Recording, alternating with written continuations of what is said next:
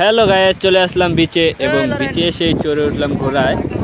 ঘোড়া চালানো আমার খুব শখ এবং ফার্স্ট টাইম ঘোড়ায় উঠলাম।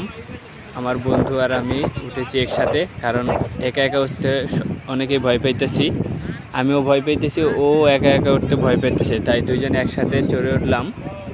তো একসাথে ঘোড়া চালাইতেছি, মজাও পাইতেছি এবং প্রচণ্ড ভয়ও পাইতেছি, কারণ ঘোড়া তো আর আমাদের চিনে না, চিনেছেন আমাদের কথা মতো চলতে পারতো। পড়ে যাওয়ার তো এই জন্য ধরে রাখছি সামনে বসে। তো ঘোড়া আস্তে আস্তে চলতেছে, একটু না করে চুপচাপ বসে আছি এবং আনন্দ পাইতেছি অনেক।